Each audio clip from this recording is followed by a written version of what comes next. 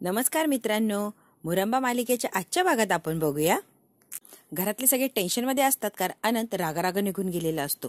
आता मात्र अक्षयने अनंतला परत आणलेलं असतं आणि त्याला म्हणतो, बस मला बसायचं नाहीये. आणि हे बघ, काय रे, काय मागं फिरताय? चाललो होतो ना, मी गेलो होतो ना बाहेर. कशासाठी मला अक्षय परत आणलं तू? दादा, तुला नेमकी प्रॉब्लेम काय रे? का असं वागतोय? काही कळेल का आम्हाला? अरे, प्रॉब्लेम काय म्हणजे काय? असे कपडे घालतो, हे असा अवतार केलाय, तुम्हाला आवडत नाहीये का? मी असंच करून फिरणार. अरे फिर की, तुला काय फिरायचंय ते फिर, तुला काय वागायचंय ना ते वाग, आम्हाला काही एक प्रॉब्लेम नाहीये. काय रे, मी काही केलं थोडं तर लगेच तुम्हाला प्रॉब्लेम होतो. आणि हा आभ्या आरती गेली तेव्हा हा आभ्या दारूच्या नशेत धूत पडायचा, दिवस दिवस दारू प्यायचा, दिवस दिवस झोपून राहायचा. कोणी काही गेलं की घाणेरड्या शिव्या द्यायचा, काय काय ते बोलायचा. आभ्याने काय मनाला लावलं होतं, कारण त्याची बायको गेली, त्याला दुःख झालं होतं. मग दिवस रात्र दारू प्यायचा आणि काय मनाला वाटन ते बोलायचं, मनाला वाटन तसं वागायचं. याला परमिशन आहे का वागायची?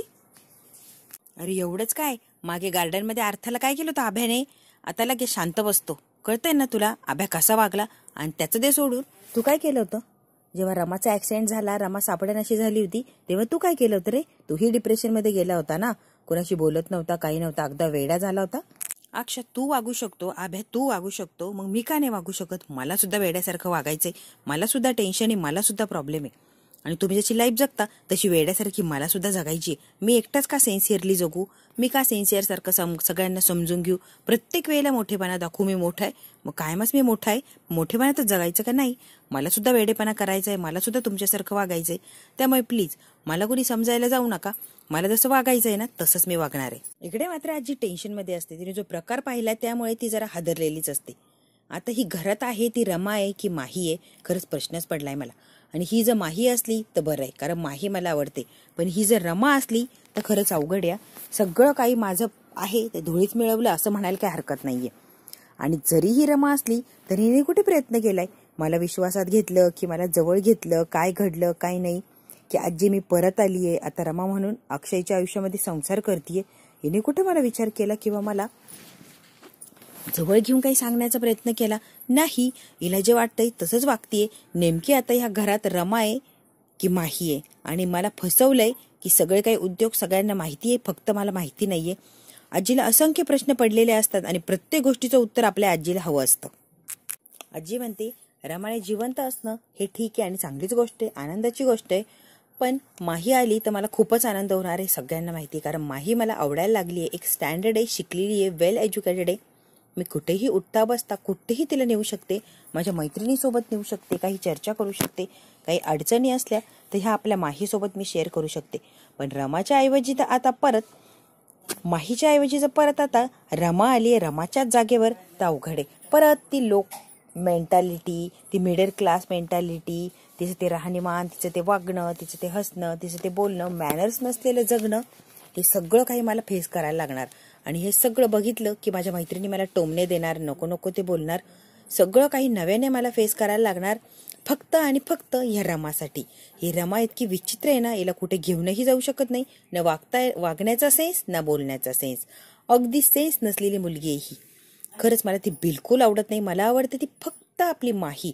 आणि देवा प्लीज माझ्या माहीलाच परत पाठव. हिने जिवंत असणं ठीक आहे, पण मला फक्त माझी माही आवडते आणि माझ्या अक्षयसाठी तीच परफेक्ट आहे. रमा नको रे, असली जिवंत तरी तिला तिकडेच सुखी ठेव, आमच्या घरी काय पाठवू नको. आजी इतकी स्वार्थी असते की तिला हवंय त्या परीनेच तेवढाच विचार करत असते. इकडे अनंतला समजून सांगून सगळे थकलेले असतात, आता फक्त काकाच राहिलेला असतो. काका येतो म्हणतोय, अनंत काय रे, काय लावलंय हे नाटकं? सगळ्यात मोठा आहेस ना तू, आणि मोठा आहे तू, या पोरांपेक्षाही मोठा, मग या पोरांसारखंच वागायचं ठरवलं की काय? अरे मोठा आहे, जरा सिन्सिअरली वाग, या पोरांसारखी काय नाटकं लावलेत तू? आता मात्र अनंतचा पारा सडकलेला असतो. काय रे काकी, मी मोठा आहे म्हणजे काय? ह्या पोरांच्या आधी जन्माला आलो, माझा दोष आहे का त्यात? लगेच मोठा आहे मोठा आहे मोठा आहे म्हणून काय सेन्सिअरच वागायचं का? मी सेन्सिअर वागणार नाही, अगदी हे वागतात तसंच वागणार. हे कसं, राग आला की कोणी दारू पिऊन पडतं, तर कोणी डिप्रेशनमध्ये जातं, तर कोणी चिडचिड करतं, कोणी कुणाशी बोलत नाही, सगळं काही वागायची यांना मोभा आहे. मी मोठा आहे म्हणजे प्रत्येक वेळेला मीच सहन करायचं आणि मीच ऍडजस्ट करून जगायचं का? हे शक्य होणार नाही. त्यामुळे हे काकी, मला समजायला जाऊ नका, मला हवंय तसंच मी वागणार आहे. आता मात्र आनंदने चांगलाच गोंधळ घालायला सुरुवात केलेली असती. तो कोणाचं काही ऐकून घ्यायला तयारच नसतो. हे बघ काके, तू सुद्धा यांच्यासारखंच मला बोलणार असन, उपदेशाचे डोस पाजणार असन तर मला इथे थांबायचंच नाहीये. चल मी जरा माझ्या रूम मध्येच जातो. आता रूम मध्ये जाणार म्हणजे हा नेमकी काहीतरी करणार. मग त्याला मयुरीही अडवते आणि काकाही अडवतो. ए आनंद, जाऊ नको, इथेच उभे राहा. इतका गोंधळ चाललेला असतो घरात. आता मात्र आपली रमा काही शांत बसत नाही आणि जोरात ओरडते, शांत बसा, काय लावलाय तुम्ही गोंधळ? तुम्हाला कळतंय का आपण सगळे असं विचित्रसारखं का वागतोय? अरे आपण कंटाळलोय. आपल्या सगळ्यांना आहे ना कंटाळा आलाय. कंटाळा, आपल्याला काहीतरी नवीन आणि वेगळं हवंय. कंटाळा आलाय ना, म्हणून सगळं असं रटाळ झालंय आपल्या आयुष्यात. रमा म्हणते सगळ्यांना बोर झालंय ना, रटाळ झालंय ना आयुष्य. महिन्यातला एक दिवस आपण काढायचं, सगळ्यांनी एकत्र यायचं आणि एन्जॉय करायचं. स्वतःला हवंय तसंच वागायचं, हुंदाडायचं, काय काय करायचंय ना ते करायचं, मस्ती करा, गाणं म्हणा. तुम्हाला काय हवंय ना, महिन्यातला एक दिवस तुमच्यासाठी फ्रीडम. तुम्हाला जसं जगता येईल ना तसं जगायचं. ही बोरिंग लाईफ सोडायची आणि उन्हाळपणा करायचा. अगदी काय हवंय तसं वागायचं, हिंडायचं, खायचं प्यायचं. एक दिवस स्वतःसाठी द्यायचा आणि तो दिवस उद्या असं समजायचं आणि उद्या आपण सगळे एकत्र येणार. काय हवंय तसं मुक्तपणे जगायचं, मुक्तपणे हसायचं, नाचायचं, काय मनात ते सगळं काही सांगून टाकायचं. म्हणजे आता जी चिडचिड चालली आहे ना प्रत्येकाची, ती चिडचिड होणार नाही आणि सगळे काही छान आयुष्य जगायला सुरुवात करतील. आणि उद्याचं ठरलंय म्हणजे ठरलंय, उद्या आपण सगळे उन्हाळ दिवस म्हणून साजरा करणार. कळतंय का? आणि आता मनातल्या मनात म्हणते, हे सगळे एकमेकांबरोबर चिडचिड करताय कारण सगळेच बोर झाले. सगळ्यांना स्वतःचा किंवा एकमेकांचा कंटाळा यायला लागलाय.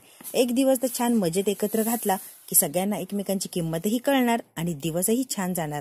ऑटोमॅटिक सगळं काही घरातली घडी व्यवस्थित बसणार. आता रमाने चांगलाच उपाय शोधून काढलेला असतो आणि तो उपाय सगळ्यांना पटल्यामुळे सगळे शांतही बसलेले असतात. सगळे आता विचार करायला लागलेले असतात, अरे वा, आपली रमा इतका छान विचार करते, खरंच हुशार झाली या. आता रमा विचार करतच असते. इकडे मात्र आजीच्या फोनवर कोणाचा तरी फोन येतो. आधीच आजी टेन्शनमध्ये असते आणि विचार करत असते. आता मात्र तिला एक महत्वाचा फोन आलेला असतो.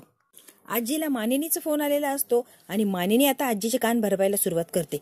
बघितलं ना मुकादम बाई, काय घडतंय तुमच्या आयुष्यात? दोन नाचून आहे तुम्हाला. एक आहे ती मॉडर्न आणि एक आहे ती तुमची पहिली गावढळ. एक रमा आणि माही दोघी आहे, पण दोघींमध्ये किती फरक आहे वागण्या बोलण्यामध्ये. एक कसली मॉडर्न आणि छान वागते आणि एक बघितली कशी गावंढळे. आजी म्हणते, अगं मानिनी, गैरसमज होता तो. आपण लांबून बघितलं ना म्हणून त्या आपल्याला सारख्याच दिसल्या, पण जवळून काय त्या सारख्या नव्हत्या. एक माझी रमाच होती आणि एक मात्र तिची मैत्रीण होती, अगदी ती माही सारखी राहत होती. त्यामुळे फसलो गो आपण, नाही तर आपण कसलं फसलो असतो. तुम्ही ना आता काही एक चुकीचं बोलू नका किंवा काही सावर करायला जाऊ नका. मला माहितीये की पहिल्या दिवशी जी आणली ती तुमची खरी रमा होती आणि नंतर साडी चेंज करून आली असं सांगितलं ती तुमची माही होती. म्हणून पहिल्या रमाला जेव्हा आम्ही सगळ्यांनी प्रश्न विचारले ती गोंधळ गेली आणि तिला एक स्पष्ट एक सुद्धा शब्दाच्या तोंडातून निघला नाही, कारण ती घाबरलीच तेवढी होती. नंतर ती कॉन्फिडन्स मध्ये आली, ती मात्र माही होती आणि माहीने कसं सगळ्यांना गप्पच करून टाकलं, कारण ती वेल एज्युकेटेड माही होती ना, गावंढळ छाप तुमची रमा नव्हती ना. म्हणून ए मानिनी, काही बोलते का ग? काहीही तर्क लावतीये, तुझ्या मनाला येईन तसंच वागतीये, तसंच बोलतीये. हे बघ, हे वागणं चुकीचं या. स्वतःला जो हवाय तो विचार काढणं किंवा त्याच्यातून निर्णय घेणं हे चुकीचं आहे. सगळ्यांना काय वाटतं किंवा जे योग्य आहे ते बोलायचं. उगाच तुलाच जे वाटतंय, तुझ्या डोक्यात नेहमी स्कॅम चालू असतो, मग तसंच त्या दिशेने बोलायचं, हे चुकीचं आहे Manini. I don't like. Manini म्हणते, एक नंबरचे खोटारडे आहे मुकादम, फक्त गेमच खेळतात हे मुकादम लोक. आजी मात्र चिडते. आजी म्हणते, काय ग, काय केलंय मुकादमांनी? एवढी काय बोलती?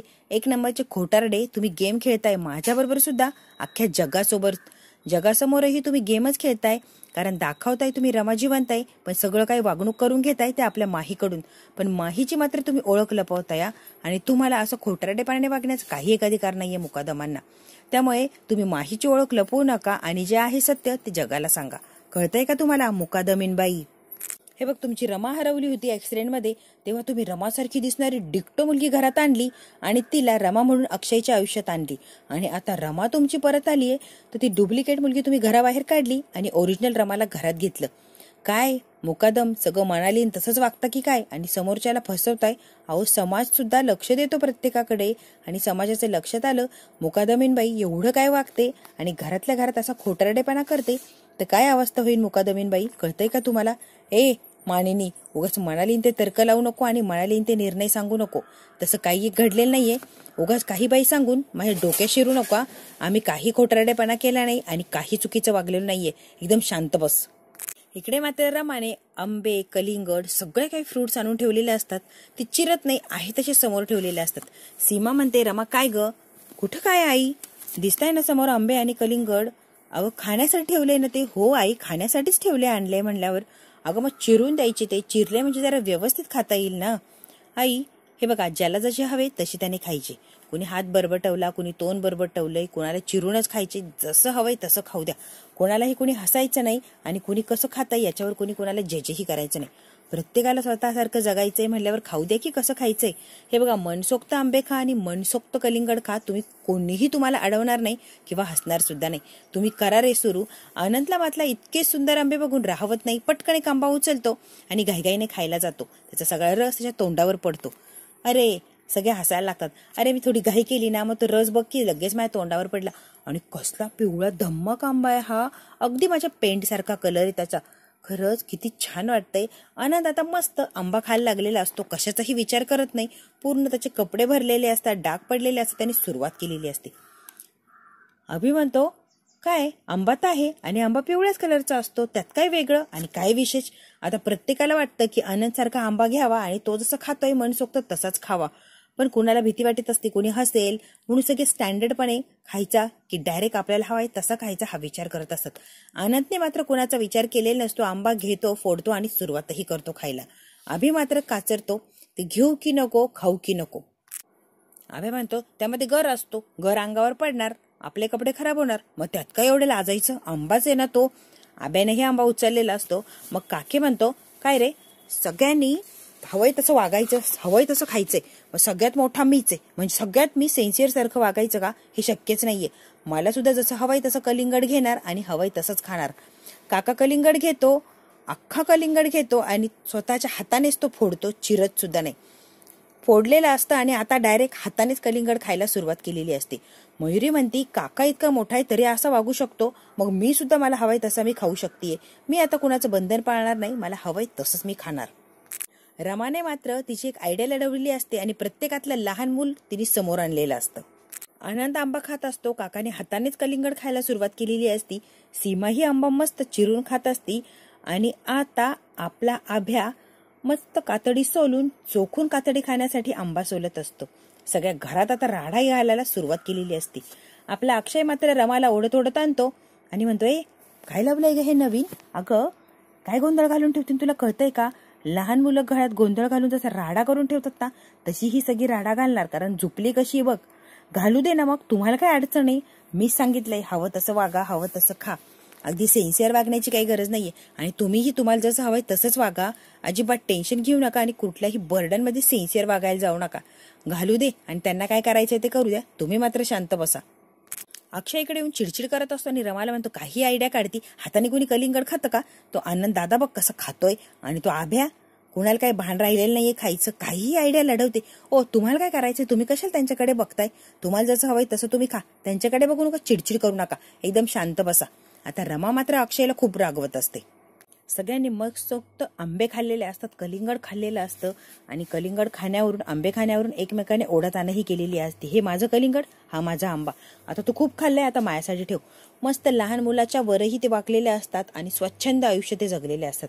आता सगळे पोटभर खातात पितात आणि आता बाहेर आलेले असतात ते आपलं क्रिकेट खेळायला. सगळ्यांची टीम आता तयार झालेली असती. क्रिकेट खेळत नाही, ते वेगळाच गेम खेळतात. एकमेकांना बॉल मारामारी चाललेली असती.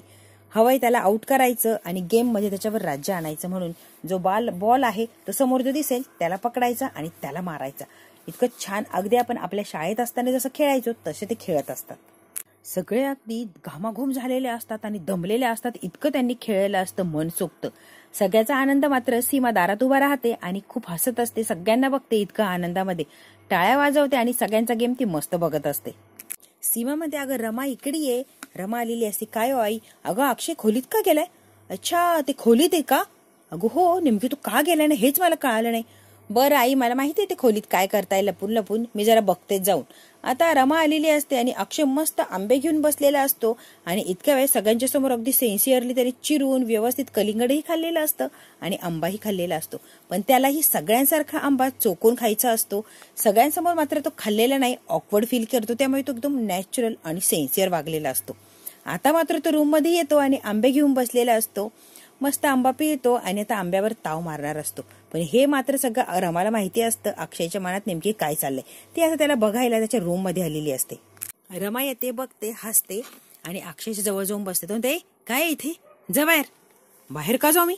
अगं सगळे खेळताय, मग तू पण खेळ की. झालंय माझं खेळून, ते खेळताय ना, त्यांना खेळू द्या. अगं जा, उठ उठ, खेळ खेळ बाहेर. इथे कशासाठी आली? आणि तुम्ही इथे काय करताय? तुला दिसतंय ना आंबा खातोय. अहो मग खा की आंबा. मी तुम्हाला काय करतेय? तू बाहेर जा. नाही जायचंय मला बाहेर. तुला खेळायचं नाही? नाही खेळायचंय मला. तुम्ही इथे आंबा खाताय ना, मग तुमच्या जवळच बसायचंय. तुम्ही जसं आंबा खाताय तसंच मला आंबा खायचाय. अक्षयने मस्त आंबा पिळलेला असतो आणि आंबा ताव मारणार ती बिचारी आता रमा येते आणि त्याचा पचका करून टाकते. तो म्हणतो, हो आंबा खायचाय की मला चिरून. ती म्हणते, हो असा पद्धतशीर चिरा, व्यवस्थित खा, मस्त, हातही भरू देऊ नका, कपड्यावरही डाग पडू देऊ नका, अगदी व्यवस्थित खा. आता बिचारा अक्षयला आंबा पिळून म्हणजे असं चोखून चोखून खायचं असतो. रमा आल्यामुळे तो आंबा चिरायला घेतो. ती म्हणते, उगाच नाटकं करताय, कसा आंबा खायचा होता आणि काय सिन्सिअर दाखवायचा प्रयत्न करताय. काहीही वागता तुम्ही, खरंच काहीही वागतात. हे असं चिरून बिरून कोणी आंबा खातं का? आंबा कसं खायचं आहे ना, मी तुम्हाला शिकवते. रमाने आता आंबा घेतलेला असतो, मस्त पिळते आणि असा आंबा खायचा असतो, असा आंब्यावर ताव मारायचा असतो. ती अक्षयला शिकवते. ऍक्च्युली अक्षयला तसाच आंबा खायचा असतो, पण ती आल्यामुळे जरा लाजतो, ऑकवर्ड फील करतो आणि तसा काय आंबा खात नाही, आंबा चिरून खाण्याचा प्रयत्न करतो. रमा अशी आंबा चोकून चोकून खात असते. अक्षयच्या तोंडाला अगदी पाणी आलेलं असतं. अरे रे रे रे, सगळे डाग पडतील. तो टिश्यू पेपर देतो आणि मग ती म्हणते, तुम्हीच लावा टिश्यू पेपर. मला काही टिश्यू पेपर वगैरे लावायचं नाही. आंबा खायची पद्धत आहे आणि त्या पद्धतीनेच खाल्ला पाहिजे. इतकं मन लावून तिच्याकडे बघत असतो. त्यालाही वाटतं मी असाच खावा, पण त्याला काय खाता येत नाही कारण तिच्यासमोर तो ऑकवर्ड फील करतो. तो रमाकडे बघतो आणि हातात चिरलेला आंबा घेतलेला असतो खाण्यासाठी. तसं खात नाही, त्याचा ठेवून देतो आणि दुसरा आंबा पिळून आंबा जसं खातीये रमा तसाच तो आंबा खाण्याचा प्रयत्न करतो आणि स्वतःला पूर्ण लिडबडून घेतलेलं असतं. रमाचंही तोंड भरलेलं असतं लहान मुलांसारखं, अक्षयचं सुद्धा. त्याला आता राहवतच नाही, त्यामुळे त्याला हवंय तसंच तो आंबा खातो.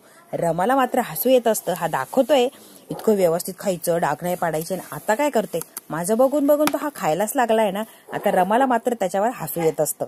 अक्षय म्हणतो, हो जरा चव वेगळी लागते आणि गंमतही येते, पण नाही नाही नाही, चिरून खाण्यात जी मजा आहे ना ती असा आंबा ओरमाडून खाण्यात नाहीये. हे गप्प बसा, चिरून खाण्यात म्हणे मजा आहे. असा आंबा खाण्यात मजा आहे ती कसल्याच आंब्यात आणि कशाच प्रकारे नाहीये. असा आंबा खाल्ला की अगदी मनसोक्त पोट भरून जातं. तुम्ही खा की चिरून फिरून, एकदम शांत बसा, मला शिकवायला जाऊ नका. अक्षय आता एकटक तर रमाकडे बघतो आणि हसायला लागलेला असतो. तू मात्र छान दिसतीस, हा तू एकदम सुंदर दिसतीये. असा आंबा खाताना तोंड चुकं माखलंय, हात माखलेत, वा खरंच आंबा, खरंच आंब्याने माखलेला एक गोड आंबा दिसतेस तू, अगदी गोड आंबा. आता रमा मात्र याच्याकडे बघायला लागलेली असते. हा जरा ओव्हरच तिची तारीफ करत असतो. अक्षय बोलल्यावर रमा मात्र पटकन टिश्यू पेपर घेते आणि स्वतःचा चेहरा साफ करते. हात असतात ते सगळे आंब्याने बरबटलेले, ते हातही ती साफ करते. हे अगं छान दिसत होती, हात किती छान दिसत होते तुझे, येल्लो सगळे आंब्यासारखे, आणि तुझं तोंडही माखलेलं बरबटलेलं, किती सुंदर. कशासाठी पुसलं रमा हे? आता अक्षय स्वतःच्या हातातला आंबा घेतो आणि तिच्या पूर्ण तोंडाला आंबा लावतो. मग आता छान दिसायला लागली, आंबा खातीये ना असं वाटतंय. आणि तिच्या तोंडाला ते लावलेलं असतं आणि तिला खूप जवळ घेतो आणि तो आंबा खाण्याचा प्रयत्न करतो. अगदी जवळ आलेले असतात आणि तिच्या तोंडाचा आंबा खाण्याचा अक्षय प्रयत्न करत असतो. अक्षय अगदी जवळ आलेला असतो. आता रमाच्या गालाचा आंबा खायचा रे खायचा. तितक्यात बाहेरून सीमा इतकी जोरात किंचाळते, बास आता पुरे, खूप खेळून झालंय, आता सगळं थांबवा, आता या घरात, आता जरा सिन्सिअर वागा. आणि लगेच अक्षयचा मूडच गेलेला असतो. रमा मात्र हसायला लागलेली असते. अक्षयचा मूड ऑफ होतो आणि अक्षय लांब येतो. अक्षय म्हणतो, नको त्या वेळेला ही ऐका ओरडत असणार आहे. अरे ऊन केवढं झालंय, बास आता खूप खेळून झालंय, आतमध्ये या, मी सगळ्यांसाठी ना सरबत बनवते. सीमा सगळ्यांना आवाज देऊन बोलवत असते, पण खेळायच्या याच्यामध्ये इतके मग्न झालेले असतात की सीमाच्या बोलण्याकडे घरातलं कोणीही लक्ष देत नसतं. सीमा म्हणते, अरे बास या आता, ऊन खूप झालंय. सगळं काही सांगण्याचा प्रयत्न करते, पण काय सीमाचं कुणी ऐकायला तयार नसतं. आपली रमा लगेच ऐकते आणि उठते. हे बघा आई बोलवताय मला, आपल्याला बाहेर बोलवलंय, मला जायलाच लागणार. अक्षय म्हणतोय, आपल्याला बोलवते, त्या मुलांना बोलवते बाहेरच्या, आपल्याला काही तिने बोलवलेलं नाही आणि तिला माहिती सुद्धा नाहीये की आपण रूम मध्ये, त्याच्यामुळे बघ रमा जायचं नाही, या मी सांगतोय तोपर्यंत इथून जायचं नाही. रमा म्हणते, हो आज काय करताय, आई आवाज देतीये ना, मग मला जायलाच लागणार आहे. अक्षय तिला बसवतो, जबरदस्तीने जवळ घेतो, खूपच जवळ घेतो आणि स्वतःच्या हाताने रमाला तो आंबा भरवतो. रमालाही खूप छान वाटतं आणि नको तितके ते जवळ यायचा प्रयत्न करतात. अक्षय तिला दिलेला आंबा स्वतः खातो आणि मात्र रमाला इतकं कौतुक लागतं आणि ती अक्षयला डोळे भरून बघत असते. इकडे मात्र बाहेरची टीम खेळून खेळून थकते आणि म्हणते अरे यार बास आता दम लागलाय. अरे पण रमा अक्षय दिसत नाहीये, ते नेमकी कुठं गेलेत. अनंत मात्र खेळ बंद करतो आणि रमा अक्षयला बाहेर बोलवतो. लगेच दोघं आलेली असतात. ए काय करताय घरात. अरे काय नाही बोल की. आय एम सॉरी या अक्षय, तुला माहितीये का इतकं हलकं वाटतंय. एक मनसोक्त खेळलो, मनसोक्त जगण्याचा आनंद घेतलाय आणि आय एम सॉरी, तुला जरा वाजीपेक्षा जास्त बोललो रे, खरंच सॉरी मी इतकं बोलायला नको होतं. अनंत म्हणतो ते असू दे, आता मी मन मोकळं झालंय ना माझं, मला खूप छान आणि बेटर फील होते, अगदी मोकळं वाटतंय. त्यामुळे आता इथून पुढे अगदी नॅचरल वागण्याचा प्रयत्न करणार. अक्षयलाही खूप आनंद होतो आणि अनंतनेही आपलं मन मोकळं केलेलं असतं. अनंत मात्र सगळी माफी वगैरे मागतो आणि परत म्हणतो पण, आणि जवळ येतो. काका म्हणतोय काय रे तुझं पण आहेच का अनंत अजून, आणि जोरात बॉल मारतो आणि परत गेमला सुरुवात केलेली असते. अक्षय हसतो आणि आता अनंत सोबत सगळे परत खेळायला लागतात. मित्रांनो इतके ते खेळात रमलेले असतात की बस हा भाग इथेच संपतो. पुढच्या भागात काय होणार आपण अगदी थोडक्यात बघूया. सीमा आजीजवळ बसलेली असते आणि अक्षय तृतीयाचं महत्व सांगतही असते आणि जाणूनही घेत असते. हा मुहूर्त 3.5 मुहूर्तापैकी एक आहे. मग याच दिवशी ना मी आई अक्षयचं लग्न पुन्हा एकदा लावून द्यायचं ठरवलंय. कळतंय का तुम्हाला. इकडे मात्र आजी पुन्हा फोनवर कुणाशी तरी बोलत असते आणि माझ्या डोक्यात काय प्लॅन ना आपण अगदी तसंच वागायचा प्रयत्न करू. आजीने आता रमा आणि अक्षय विरुद्ध काहीतरी प्लॅन केलेला असतो. साई आलेला असतो लग्नाचं आमंत्रण द्यायला आणि रमा म्हणते मला काय आलंय तुमचं लग्न जमलंय आणि छान आहे ती मुलगी, नशीबवान असणार आहे तुमच्यासोबत जी लग्न करणार. साई म्हणतो तुम्हाला कसं कळलं. अहो आपण नाही का रस्त्यावर भेटलं होतं. तुम्ही नव्हते भेटल्या मला रस्त्यावर माही भेटली होती. साईचं मात्र आता कन्फ्युजन झालेलं असतं, मी रमाला भेटलो की माहीला भेटलो. साई म्हणतो तुम्ही नव्हते भेटल्या मला माही भेटली होती. आता रमा मात्र साईकडे बघतच थांबते कारण याचा खरंच गोंधळ उडालेला असतो. मित्रांनो हा भाग इथेच संपतो. व्हिडिओ आवडल्यास लाईक शेअर सबस्क्राईब नक्की करा.